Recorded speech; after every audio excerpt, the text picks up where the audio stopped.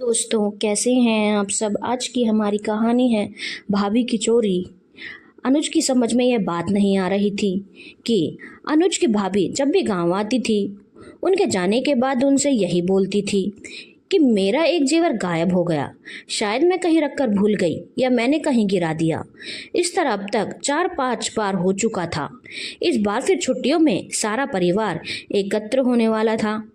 अनुज ने इस बार ठान लिया था कि वह इस बार इस पहेली को हल करके ही रहेगा कि हर साल माँ का कोई ना कोई जेवर गुम क्यों हो जाता है, फिर पूरा साल कुछ नहीं होता। जरूर इसके पीछे कोई खिचड़ी तो पक रही थी। अनुज और उसके भैया दो ही बेटे थे अनुज के पिताजी के। अनुज के भाई भाभी दूसरे शहर में रहते थे। अनुज के भैया एक प्राइवेट नौकरी करते थे। अनुज गांव के में स्कूल में ही सरकारी टीचर था। अनुज के पिताजी भी सरकारी टीचर के पद से रिटायर हुए थे और अच्छी खासी पेंशन पाते थे। कुल मिलाकर बहुत ही समृद्ध परिवार था। कोई किसी के ऊपर आश्रित नहीं था। सब कुछ ठीक ठाक से चल रहा था। गांव में दोनों भाइयों के लिए पिताजी ने अलग अलग हिस्से बनवा दिए थे। किसी प्रकार का कोई लड़ाई झगड़ा का कारण नहीं था। सब अपना कमा खा रहे थे। पर अभी कुछ दिनों से अनुज यह गौर कर रहा था कि भाभी जब भी आती है, माँ का कोई ना कोई जेवर गुम हो जाता है। वह भी उनके जाने के बाद, जब माँ बताती है कि जेवर गुम हो गया है।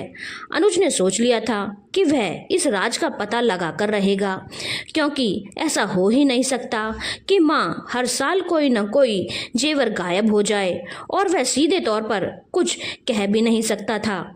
उसे यही शक होता था कि उसकी भाभी ही माँ के जेवर चुरा तो नहीं लेती, पर फिर उसे लगता था कि ऐसा तो हो नहीं सकता, यह उसके मन का वहम होगा। हो सकता है उसकी माँ ही खो देती हो। अनुज ने अपनी बीवी से भी इस बारे में बात की थी। वह भी यही बोलती थी कि मुझे तो शक होता है कि भाभी ही माँ के जेवर ले जाती है। उन जेवरों पर हमारा भी बराबर का हक है, पर हम भाभी के ऊपर चोरी का इल्जाम कैसे लगा सकते हैं। अनुज ने बोला कि यह भी हो सकता है कि सच में माँ के जेवर खो जाते हों और यह मात्र संजोग हो कि जब भी भाभी आती हैं उनके जाने के बाद ऐसा होता है। पर यह भी तो एक सच्चाई है कि उनके रहते ऐसा नहीं होता। तब अनुज की पत्नी ने बोला, हाँ हो सकता है माँ को पता ही न रहता हो और जेवर निकल जाते हों, और जब पता चलता हो तब तक भाभी यहाँ से जा चुकी होती हों।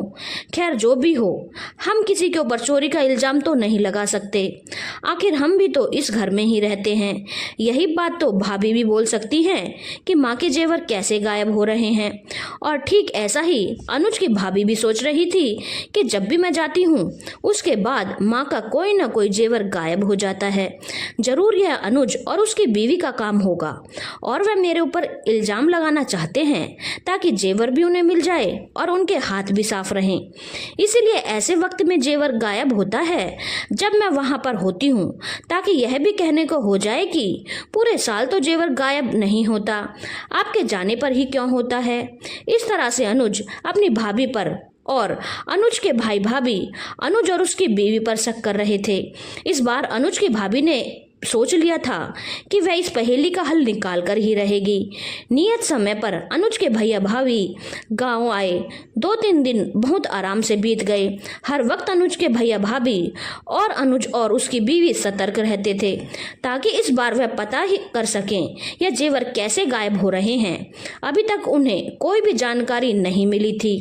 अब अनुज की भाभी के जाने का वक्त करीब आ गया था।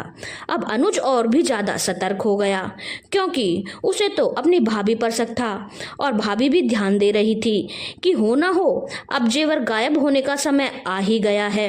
अभी तक भी उन्हें ऐसा कुछ समाचार नहीं मिला। दोनों को लग रहा था इस बार हम कुछ ज्यादा ही चौकन्ने हैं, इसीलिए जेवर गायब नहीं हो पा रहे। दोपहर के वक्त खा पीकर सब सो जाते थे। बस सास अकेली जागती थी, क्योंकि उस वक्त बर्तन धोने वाली आती थी और बर्तन धोकर जाती थी। पता नहीं क्यों अनुज और उसकी भाभी दोनों को ऐसा लगा कि अब 1-2 दिन में पक्का कुछ ना कुछ होगा। कहीं हम जब सोते हैं तब तो यह कांड नहीं होता। इसीलिए चुपके से अनुज ने और उसकी भाभी ने अपना अपना मोबाइल रिकॉर्डिंग ऑन करके माँ के कमरे में छुपा कर रख दिया, उस एंगल से कि माँ की अलमारी का पूरा वीडियो बन जाए, क्योंकि यदि अब कुछ होना है तो अभी ही होगा। कल सुबह तो भाभी को निकलना ही है। सोकर उठने के बाद मौका पाकर दोनों ने अपना अपना मोबाइल उठाया और दोनों ने जब उसमें रिकॉर्डिंग देखी तो समझ में आ गया कि माँ के जेवर आखिर कहाँ जा रहे हैं। रिकॉर्डिंग में यही आया था कि बर्तन धोने वाली आराम से आई, उसने सासू माँ की अलमारी खोली और उसमें से एक जेवर निकाल लिया और चुपचाप छुपा कर ले गई। ससुर जी तो वैसे भी घोड़े बेचकर सोते थे, उन्हें तो हिलाकर जगाने पर ही वह जागते थे, क्योंकि काफी बूढ़े हो चुके थे, इसीलिए नौकरानी को उनका कोई डर नहीं था। अनुज और उसके भैया भाभी अपना अपना रूम अंदर से बंद करके दोपहर में सोते थे और सास जो कि बर्तन वाली के साथ बैठकर बर्तन धुलवाती थी, वह भी खाना खाने के बाद वहीं बैठे बैठे झपकियां लेती थी और गहरी नींद में चली जाती थी। और यह बात कामवाली को बहुत अच्छे से पता थी और यह भी पता था कि वह जल्दी जागती नहीं है, क्योंकि वह रोज उन्हें देखा करती थी कि वह इतने आराम से देर तक झपकियां लेती हैं।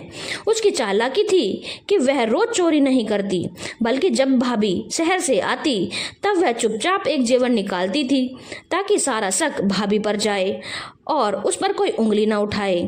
फिर पूरा साल वह इस घर में ईमानदारी से काम करती थी, कभी किसी ने उसके ऊपर कोई शक किया ही नहीं। यहाँ अनुज की भाभी ने अनुज और उसकी बीवी पर शक किया और अनुज और उसकी बीवी ने भैया और भाभी पर, और चोर तो कोई और ही निकला, और वह भी उनकी लापरवाही के कारण, क्योंकि घर में कामवाली के होते हुए वह सब बेपरवाह होकर सो रहे थे और बूढ़ी माँ के भरोसे उसे छोड़ दिया था। कामवाली ने भी पूरी चालाकी दिखाई, पूरा साल ईमानदारी से काम करती और साल में एक जेवर चुरा लेती।